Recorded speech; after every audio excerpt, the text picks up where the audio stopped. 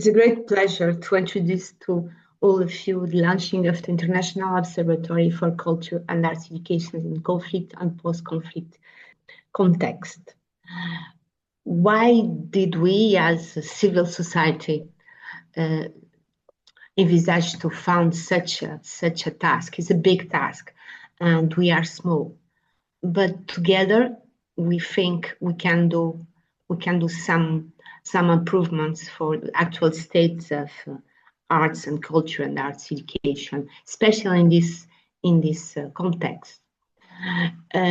Because across this crisis, conflict and post-conflict context, arts and cultural education play a very important role, as you know, in psychosocial support and well-being, resilience and social cohesion, cultural continuity and identity, education and peace building. Just the topics that Matilda and Paula reminded us about the framework for culture and arts education. And we think like an organization, a civil society organization, we can also help in this task.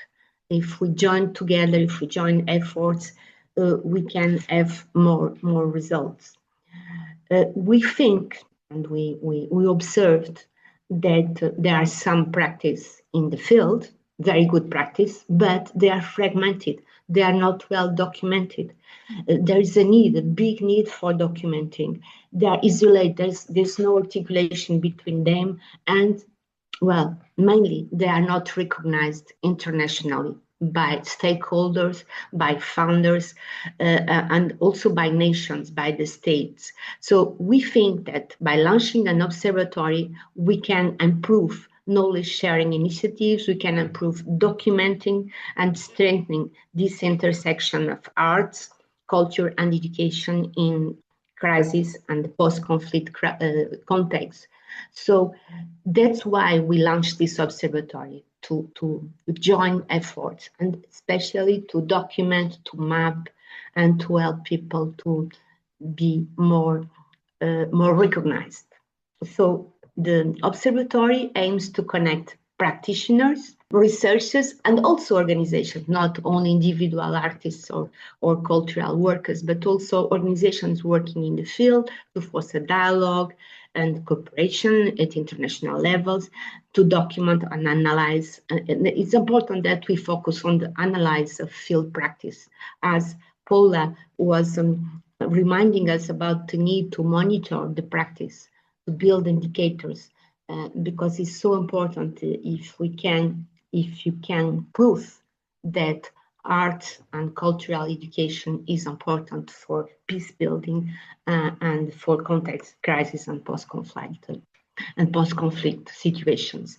So that's where we are situated in this fragile context. So this is our team. The team comes from many countries and many fields, people working in the field in conflicts context, some others in post-conflict context, some others are researchers, and we join together and we work together in 4 main groups. The first group is focused on artists and cultural actions in the situations of crisis and post-conflict context. The second one, informal and informal arts education in crisis context.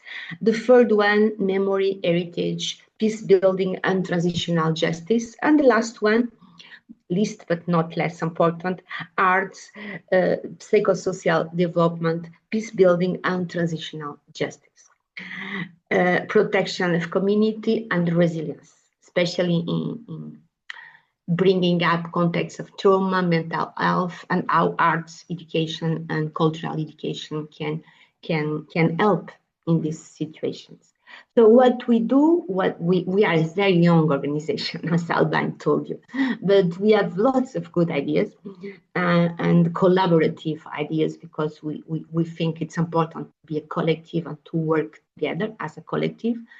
So we make international webinars, such like this one, to establish dialogue space And we also want to make a map or mapping the practice.